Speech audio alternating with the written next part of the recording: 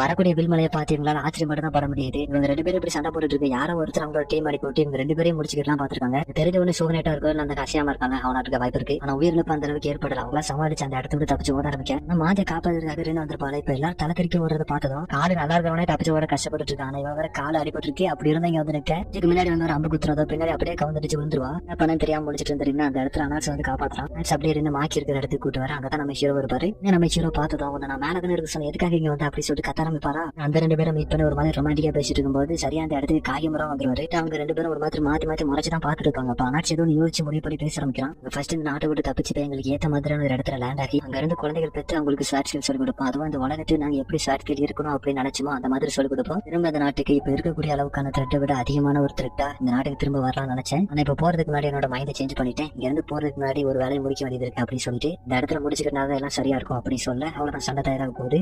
காகிமரம் டீம்ல பெருசா வந்து இருக்காங்க. அவனை வந்து நம்ம ஹீரோ நோக்கி அனுப்பி விடுறான். இருக்கக்கூடிய எல்லாருமே மாக்கிய நோக்கி அனுப்பி விட இவர் ஸ்டேட் அனாட்சி கூட சண்டை போடக்கூடாது. அதே சமயத்துல ரியோ பிடிச்சி வச்சு இந்த இடத்துல தப்பிச்சு வந்துட்டா போல. அந்த இடத்துல வச்சு மகட்ஸ் மீட் பண்றான். மகட்ஸ் அவளை கூப்பிட்டு இந்த இடத்துல தான் வந்துட்டு இருக்கான் போல. அப்ப கேப்பா, எனக்கு உங்களால முடிஞ்ச ஷார்ட் கிட் சொல்லித்தாங்க, எனக்கு வந்து ஸ்ட்ராங்கர் ஆகணும்னு ஆசை இருக்கு அப்படின்னு சொல்லும்போது மகட்ஸ் என்னால முடியாது அப்படின்னு சொல்லுவான். அவங்க போக போற இடத்துல மகட்ஸ் வந்து அனாட்சிக்கு சப்போர்ட்டா இருந்தாகணும், காகிமராக்கு சப்போர்ட்டா 2 பேரும் மாத்தி மாத்தி சண்டை போடுறதுக்கான வாய்ப்பு அதிகமா இருக்கும். அதனால நம்ம 2 பேர்ல யாராட்ட ஒருத்தர் அந்த இடத்துல வந்து சாகிறதுக்கான வாய்ப்பு இருக்கு. சோ என்னால ப்ராமிஸ் பண்ண முடியாது அப்படின்னு சொல்ல அனாட்சும் காகிமரம் பயங்கரமா சண்டை போட்டுட்டு இருப்பாங்க. ஒரு கட்டத்துல காகிமரோட சார் வந்து அங்க கூடி உடன் தூள்ல மாட்டிக்கும். அது வந்து கட்டையில மாட்டிக்கிச்சு. அப்படி கொஞ்சம் ஃப்ரீயா இருக்கும்போது அவர் அந்த கட்டையோட சேர்த்து அவங்களோட காதை வெட்டி எடுப்பாரு. அப்புறம் அந்த கோடை வச்சு சண்டை போட்டுட்டு இருந்தா இவங்க தூக்க இருக்க முடியாது அப்படின்னு வந்துகிட்டு அனாட்சி ஒரு ஷாட் இருக்கும், அதை எடுத்து சண்டை போட தயாராகிறான். பெரிய மாட்டே இருக்கான். அவன் நம்ம ஹீரோட கையை அவன் கிட்ட கூட தடியை வச்சு 2 குண்டா பிச்சு எடுத்திருப்பான். அதுக்கடுத்து அந்த கட்டை எடுத்து நம்ம ஹீரோட மண்டையில அடிக்க அது அப்படியே தாடையில பட்டு அவரோட தாடை வந்து அப்படியே நகன்றோம். இதெல்லாம் பாத்துட்டு வந்து ஏதாவது சின்னதா நம்மளால டிஸ்ட்ராக்ட் பண்ண முடிஞ்சா கூட நம்ம மாஜி வின் பண்றதுக்கு நிறைய சான்ஸ் இருக்கு அப்படின்னு சொல்லி யோசிச்சிருப்பான். போனா மாஜாவை கொள்றது கூட வாய்ப்பு இருக்கு. அதனால கிட்ட கிட்ட கண் போட்டு இருந்தா அதை எடுத்து ஏதாவது பண்ணலாம் அப்படின்னு சொல்லி யோசிச்சுட்டு தேடி போக ஆரம்பிக்கிற. அதே சமயத்துல மாக்கி ஒரு 10 பேர் பிடிச்சு வச்சிருக்காங்க. அவங்க எல்லாரையும் ஒரு செகண்ட வெட்டி போட அந்த இடத்துல ரத்தத்தால போட்ட கூல மாதிரி இருக்கும். மாஜிக்கு தெரியுது இவரால சண்டை போட்டு அவங்க கிட்ட வின் பண்ண முடியாது அப்படின்னாலும் இப்ப அவர் தோத்து போனார்னா எடுத்து அவன் ஸ்டேட்டர் 2 கிட்ட தான் போவாங்க. அதனால அவரோட ஃபுல்ல கொடுத்து ரொம்பவே கஷ்டப்பட்டு சண்டை போடுவாரு.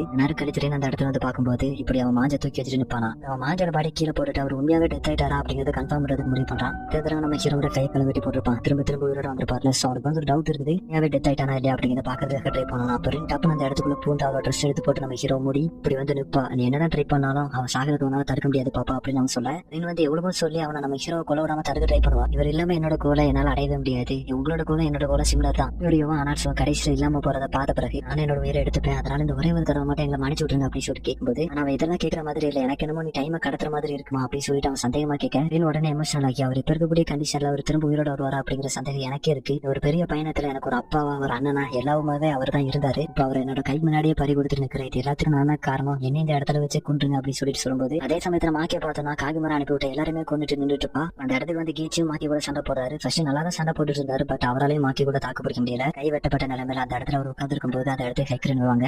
மாக்கி கூட சண்டை போடலாம் போகும்போது கீச்சு அவளை தடுக்கிறாரு. அவருக்குமே தெரியும் மாக்கி கூட ஹைக்ரன் சண்டை போட்டாங்கன்னா கண்டிப்பா வின் பண்ணிட மாட்டாங்க அப்படின்னு. ஃபர்ஸ்ட் ஹைக்ரன் ஸ்டாப் பண்ண சொல்றாரு. அவங்க வந்து கேட்கற மாதிரி இல்லையா. உடனே மாக்கிய பார்த்து நாங்க மட்டும் கிடையாது, இங்க இருக்கக்கூடிய யாருமே உனக்கு மேட்ச் ஆனவங்க கிடையாது. சோ அவளை மட்டும் அப்படி விட்டு அப்படிதான் பேசுவோம், அவளை மட்டும் விட்டுருங்க அப்படின்னு சொல்லிட்டு அவர் தலை குனிச்சு கேட்பாரு. அனாட்ஸ்க்கு உங்களால எந்த ஒரு பாதிப்பும் வராதுன்னா நான் இந்த இடத்த விட்டு போறேன் அப்படின்னு சொல்லி நடந்து போக இப்ப ரினிக்கு என்னாச்சு அப்படின்னு நம்ம பார்க்க போனோம்னா அங்க ரின் இறந்துட்டாலும் இல்ல மயக்கம் போட்டு வந்துட்டாலும் அப்படிங்கிறது நமக்கு தெரியல. இந்த க்ளோக் வழியா நிறைய பிளட் காசின மாதிரி தெரியுது. சோ ரின் இறந்துருக்க வாய்ப்பு இருக்கு. அதே மாதிரி தான் அவனை கணிச்சிட்டு 2 பேரும் இறந்துட்டாங்க அப்படின்னு சொல்லிட்டு அந்த இடத்துக்கு லீவ் ஆகி போகும்போது ஆனா நின்னுட்டு அந்த க்ளோக்ல இது வித்தியாசமான லிக்யூட் மாதிரி இருந்தது அப்படின்னு சொல்லிட்டு யோசிக்கும் போது அவனோட மண்டைக்கு நேரம் பானை வந்து வெடிச்சு அவன் மேல ஃபுல்லா தீயா பரவ ஆரம்பிக்குது. உள்ள ரின்னோட செட்டப் போல. அதே சமயத்துல நம்ம ஹீரோ ஒரு கை இல்லாம நடந்து வர இது வந்து இந்த மண்டையனோட ஒத்த கையை அவரோட ஒரே ஒரு கையை வச்சு 2 துண்டை வெட்டி எடுப்பாராம். வழியில நம்ம ஹீரோ மிதிச்சு செவுத்துல அடிச்சு வீசிடுவான். திங்க் பண்ண ஆரம்பிக்கிறான் என்னதான் நடந்துச்சு அப்படின்னு சொல்லி யோசிச்சு பார்க்கும்போது இன்னும் அவரோட கையை வெட்டி நம்ம ஹீரோ முழுமையா இறந்த மாதிரி அவனை வந்து ஏமாத்திருக்கா. அவன் அனலைஸ் பண்ணிட்டு இருக்கும்போது அவன் எதிர்பார்க்காத ஒரு விஷயத்தோட நம்ம ஹீரோ அந்த ஓட்டைக்குள்ள இருந்து நடந்து வராரு. இவன் கிட்ட இருந்து ஒரு கையை வெட்டி எடுத்தாருல அந்த கையை அவரோட உடம்புல அட்டாச் பண்ணி நடந்து வருவாரா. அவன் பார்த்து ஆச்சரியப்பட்டு இருக்கும்போது நம்ம ஹீரோ துள்ளி வந்து அவனோட பாடியை 2 துண்டை வெட்டி எடுக்க திடீர்னு நம்ம ஹீரோ அந்த இடத்துல வந்து பாதுகாப்பா தூக்கிட்டு போக அப்படியே அந்த சீனை கட் பண்ணி காகிமரம் ஆசை சண்டை போடுறத காமிக்காங்க. அவங்க 2 பேரும் பயங்கரமா சண்டை போட்டுட்டு இருக்க ஒரு கட்டத்துல மலைக்கு மேல இருந்தாலும் சண்டை போட்டுட்டு இருப்பாங்க. அப்படியே தவறு கீழே விழுந்துருவாங்க. 2 பேரும் கொஞ்சம் கொஞ்சமா மைக் இருந்து முடிக்க ஆரம்பிக்கிறாங்க. காகிமரம் முடிச்சு பார்க்கும்போது அவருக்கு முன்னாடி பாதுகாப்பா அவரோட பொண்ணு வந்துருப்பா.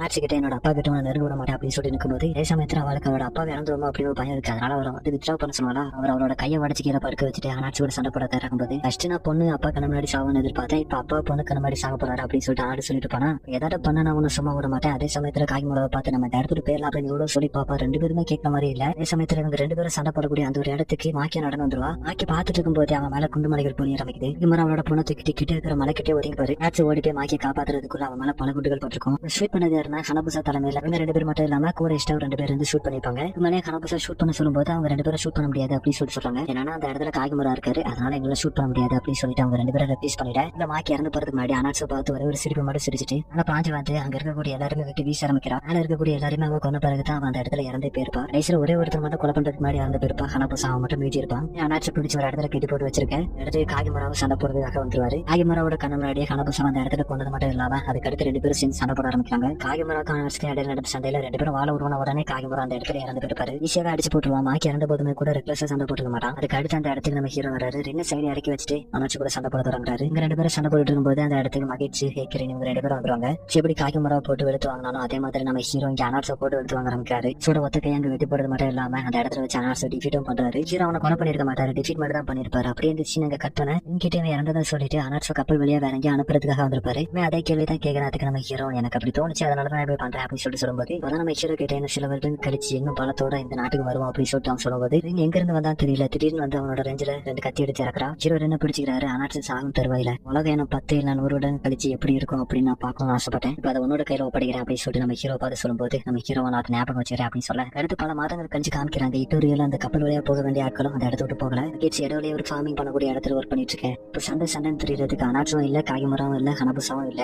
இப்ப பீஸா இருக்குது. சண்டைன்னு சொல்லிட்டு தெரியறதுக்கு யாருமே இல்ல. அதனால இட்டோரியோ இருந்த இவனுமே கூட இங்க இப்ப ஃப்ரீயா இருக்கலாம் அப்படின்னு சொல்ல பல எபிசோட பார்க்கலாம். வந்து நம்ம பெயிண்டர் கூட தான் இருக்கிறான். அவன் கிட்ட கேட்கறாரு இவ்வளவு நாள் ஆயிடுச்சு அந்த பொண்ணு உனக்கு மணிக்கிறதுக்கு எதாவது ஐடியா இருக்கு அப்படின்னு சொல்லி கேட்க இப்பதான் பாக்குறேன் அந்த இடத்துல நம்ம ஸ்பைக்கர்ஸும் இருப்பாங்க 2 பேரும். இவங்க 2 பேரும் இங்க இருந்து ரின்ஸு பெயிண்டர் மாஸ்டர் கூட அப்படி நெருக்கமாயிட்டு இருக்கிறத பார்த்து புறம்பட்டு இருக்கேன். இடவுலயே ஒரு பிரிட்ஜ் கிட்ட ஏதோ ஒரு பொண்ணு ஒரு தாத்தா கூட்டு நடந்துட்டு இருக்கா. ஏச்சின்னு அந்த தாத்தா பார்த்துட்டு ஒரு பொண்ணு தானே கூட்டு வந்திருப்பான், அந்த பொண்ணு கிட்ட இவரை நல்லா பாத்துக்க அப்படின்னு சொல்லிட்டு போறான். சோ நான் வந்து மாதங்கள் தான் ஆயிடுச்சு நினைச்சேன். ஆனா பார்த்தா அதே மாதிரி வருட கணக்கா ஆயிடுச்சு போல. இவங்க கரெக்டா டேட் மட்டும் மென்ஷனே பண்ண மாட்டேங்கிறானுங்க. இந்த மாதிரி நமக்கு தெரிஞ்ச கேரக்டர் இதுக்கு முன்னாடி ஒரு மாதிரி ரேஞ்சா கிறுக்கு பிடிச்ச மாதிரி இருந்திருப்பாங்க. ஆனா அவங்களோட ஹாப்பியான லைஃப் லீட் பண்ணிட்டு இருக்கதை காமிச்சிட்டு இருக்கேன். நம்ம ரெண்டையும் மாஞ்சி ரொம்ப நேரம் பாக்கணும் அப்படின்னு சொல்லிட்டு பார்த்தா ரின் மட்டும் தான் தனியா இருக்கிறா. அவர்கிட்ட ஹைக்ரேன் இருப்பாங்க. ஆனா நம்ம மாஞ்சி எங்க போனாரு அப்படின்னு தெரியல. அந்த இன்சிடென்ட்க்கு அப்புறம் ஹைக்ரேன் ரின் கிட்ட நீங்க என்ன பண்ண போற அப்படின்னு சொல்லி கேட்கும்போது இன்னும் மாஞ்சா இதுக்கு முன்னாடி நிறைய இட்டோரியோ சேர்ந்தவங்களை கொலை பண்ணிருக்கோம், அவங்களோட ஃபேமிலி கிட்ட போய் அப்பாலஜி கேட்க போறேன் அப்படின்னு சொல்லிட்டு பெரிய பயணம் போக போறப்பல அதை பத்தி சொல்ல எதுக்காக நீ கடைசி நேரத்தில் அனாட்சி அந்த டைம்ல கொலை பண்ண அப்படின்னு சொல்லி கேட்க அவனோட அடுத்த தலைமுறைகள் மீண்டும் வருவாங்க அப்படின்னு சொன்ன பிறகு அவன் உயிரோட வர்றதுக்கு எனக்கு மனம் வரல. இதெல்லாம் இங்க முடிச்சாதான் அடுத்த தலைமுறைகள் பீஸ்ஃபுல்லா இருப்பாங்க அப்படிங்கறனாலதான் இதெல்லாம் முடிச்சு வச்சேன் அப்படின்னு சொல்லலாம். கேட்டுப்பாங்க உனக்கு இந்த பயணிக்கும் போது எதாவது பாடிக்கார் தேவைப்படாதா அப்படின்னு சொல்லி கேட்கும்போது போக போற ஜானில யாரையும் கொலை பண்ற இன்டென்ஷனும் கிடையாது, யாரையும் நான் கொலை பண்ண போறதும் கிடையாது. அஞ்சே மாதிரி ஆட்கள் யாருக்கு தேவைப்படுவாங்கன்னா யார் அவங்களோட வீட்டை விட்டு தனியா இருக்காங்களோ அவங்களுக்குன்னு சொல்லிக்க ஃபேமிலி இல்லாம இருப்பாங்கல்ல அவங்களுக்கு தான் மாஞ்சி தேவைப்படுவாரு, கரெக்டான ஆளாவும் இருப்பாரு அப்படின்னு சொல்ல மாஞ்சி வந்து ரெண்டுக்கு ஒரு பாடி கார்டா மட்டும் இருந்திருக்க மாட்டாரு, எல்லா விதத்திலுமே ரெண்டுக்கு சப்போர்ட் பண்ணிருப்பாரு இல்லையா. மாஞ்சை பத்தி பேசும்போது ரெண்டு வந்து சோகமாயிருவா, எனக்கு இன்னும் அவர் தேவையில்லை அப்படின்ற மாதிரி. ரெண்டோட சைடு அவர் இருக்கிறதுக்கு எந்த ஒரு காரணமும் இல்லை இல்லையா, எல்லாமே முடிஞ்சிருச்சு. அடுத்து அவங்க 2 பேரும் அப்படியே நடந்து போயிட்டு இருக்கும்போது திடீர்னு ஹைக்ல நிற்பாங்களா, உடனே உங்களோட குழந்தைக்கு எதாவது ஆயிடுச்சா, அதுக்கு எதாவது வேணுமா அப்படின்ற மாதிரி கேட்பாளா. இப்போ ஒரு பெரிய பொண்ணு மாதிரி ரியாக்ட் பண்ணிட்டு இருக்கேன். என்னை பொறுத்த வரைக்கும் நீ எல்லாருமே ஒரு குழந்தை மாதிரி தான், குழந்தை அதுக்கு என்ன வேணும் அப்படிங்கறத அல்லது எப்படியாவது தெரியப்படுத்தும் அப்படின்னு மெட்டாஃபரிக்கா சொல்லிட்டு போவாங்களா. கேட்டு ரெயின் வந்து அந்த இடத்துல உட்காந்து கதிரி ஆட ஆரம்பிக்கிறா. அவளுக்கு மாஞ்சி அவளோட சைடு இருக்கணும் அப்படிங்கிறது ஆசை தான், பட் வேணாம் அப்படின்னு போய் சொல்லுவாங்க. இந்த இடத்துல இந்த சீன் இங்கே கட் பண்ணி பல 100 வருடங்கள் தாண்டி காமிக்கிறாங்க. 80s டைம்லைன் மாதிரி இருக்கு, சிட்டியே நல்லா அப்கிரேட் ஆயிருக்கு. ஒருத்தர் ரிவர் சைடு குளித்து வண்டி வெப்பனெல்லாம் புதைச்சிட்டு இருக்காரு. ஆனா நம்ம மாஞ்சி அவர் தான் இமாட்டல் ஆச்சு, சாகவே இல்லை, இன்னும் உயிரோட தான் இருக்காரு. எல்லாருமே ஆச்சரியப்படுற மாதிரி ஒருத்தரோட கேமியோன்னு சொல்ல முடியாது, இந்த கேமியோ உயிரோட தான் இருக்குது. ஹீரோ கூப்பிட்டு எங்கேயா போனே தன்னால அப்படின்னு சொல்லி கேட்க சொல்றாரு பல வருடங்களுக்கு முன்னாடி ஏதோ ஷிப்ல ஒர்க் பண்றதுக்காக போய் அமெரிக்கன் சோல்ஜர்ஸ் கிட்ட மாட்டி ஜெயில தூக்கி போட்டுட்டாங்க. அடுத்த அவர் ஜப்பான்ல பல இடங்கள் சுத்தி பார்த்துட்டு கடைசியில் இங்க வந்திருக்காரு போல. நம்ம ஹீரோ அவன் மட்டும் இப்போ உயிரோட இருந்த இந்த இரவா பார்த்திருந்தா என்ன சொல்லிருப்பா அப்படின்னு சொல்லி வச்சுட்டு போறா. கிழவி நீ எதுக்காக என்ன பார்க்க வந்த அப்படின்னு சொல்லி கேட்கும்போது இடத்துல வரைக்கும் படத்துக்கு அதை காமிக்கிறாங்க. என்னன்னு சொல்லி பார்த்தா ஒரு பொண்ணு உட்காந்துருக்கா, குழந்தை ரெட் கலர் கிமினா போட்டிருக்கா. நீங்க பார்த்தோன்னே கண்டுபிடிச்சிருப்பீங்க. என்னோட குழந்தைன்னு சொல்ல முடியாது, ஏன்னா பல 100 வருடங்கள் கடந்து வந்துருச்சு இல்லையா. அந்த பேரனுக்கு பேத்தியா இருக்க வாய்ப்பு இருக்கு. இதெல்லாம் நம்ம ஹீரோக்கு தெரியாது, என்னோட ஃபேஸ் ஸ்ட்ரக்சர் கூட அவர் மறந்துறதுக்கான வாய்ப்பு இருக்கு. இப்போ அந்த பாட்டி அந்த சின்ன பொண்ணை கிட்ட கூப்பிட்டு வச்சுக்கிட்டு நம்ம ஹீரோ கிட்ட பேச ஆரம்பிக்குது. ஒன்னு இந்த ஊரோட முக்கியமான ஃபேமிலியில ஒரு மெம்பர், நீ தான் அந்த பொண்ணை பாத்துக்கணும் அப்படின்னு சொல்லிட்டு சொல்ல குழந்தையுமே நம்ம ஹீரோட ஃபேஸை பார்த்துட்டு கைக்குள்ள இருந்து ஒரு துணி எடுத்து நம்ம ஹீரோ கிட்ட கொடுக்குறா. நம்ம ஹீரோ பிரிச்சு பார்க்கும்போது உள்ள ஒரு கட்டை இருக்கு. இந்த கட்டை என்ன தெரியுதா, வந்து கிட்ட கொடுத்துருப்பா. நீ யாரை மிஸ் பண்ண கூடாதுன்னு நினைக்கிறியோ இந்த கட்டையை அவங்க கிட்ட கூட அப்படின்னு சொல்லி கொடுத்துருப்பா. அந்த கட்டை பல தலைமுறைகள் தாண்டி வந்து நம்ம ஹீரோ கிட்ட வருது. நம்ம ஹீரோ அந்த பொண்ணை பார்த்து உனக்கு என்ன தெரியுமாமா அப்படின்னு சொல்லி கேட்க அதுல ஒரு பேப்பர் இருக்கும். அதை நம்ம ஹீரோ கிட்ட விரிச்சு காமிச்சிட்டு என்னோட அம்மாக்கு என்னோட பாட்டி கொடுத்தாங்க, என்னோட பாட்டிக்கு அவங்களோட பாட்டி கொடுத்தாங்க, உங்களுக்கு அவங்களோட பாட்டி அவங்களுக்கு அவங்களோட பாட்டியும் கொடுத்தாங்க, போட்டோல இருக்கிறவங்கள பார்த்தா கொடுன்னு சொல்லி இப்ப நான் உங்களுக்கு தந்திருக்கேன் அப்படின்னு சொல்லி கொடுக்க நம்ம ஹீரோ விடுற மாதிரி இல்ல, இந்த பொண்ணை பாத்துக்க போதியா இல்லையா அப்படின்னு சொல்லி கேட்க நம்ம ஞாயிற்றுக்காக போகணும் அப்படின்னு சொல்லி சொல்லுவாரா. அப்ப அந்த பொண்ணு கொஞ்சம் சோகமாகிறத பார்த்தாலும் சரி நான் ஒத்துக்கிற இடக்கு வந்து ஏதாட்ட வேலை பார்க்கலாம்னு நினைச்சேன், இதான் நம்ம கொடுத்து வச்சது போல அப்படின்னு சொல்லிட்டு ஒத்துக்க உனக்கு இப்படி இடம் சுத்தி பார்க்க ஆரம்பிக்கிறாரு. அப்படி நடந்து போயிட்டு இருக்கும்போது அந்த பொண்ணு திடீர்னு காத்தடி கீழே வந்துருவாளா. நம்ம ஹீரோ கை கொடுத்து தூக்க போவாரு. அப்ப நம்ம ஹீரோட கையை பார்த்துட்டு உங்களோட கைக்கு என்னாச்சு அப்படின்னு சொல்லி கேட்பா. ஏன்னா அவரோட கையில ஒரு விரல் இருக்காது. அப்பதான் நம்ம ஹீரோ அந்த குழந்தையோட ஃபேஸை பார்த்துட்டு இப்பதான் எனக்கு அவரோட ஃபேஸ் ஞாபகம் வருது அப்படின்னு சொல்லி சொல்லுவாரு. நேம கூட மறந்துருப்பாரு, இப்பதான் அவருக்கு எல்லாமே ஞாபகம் வருது. அதுக்கு அந்த குழந்தைய கூப்பிட்டு இடம் ஜாலியா சுத்தி பார்க்க ஆரம்பிக்கேன். சீரிஸ் இந்த இடத்துல 2 ஆகுது.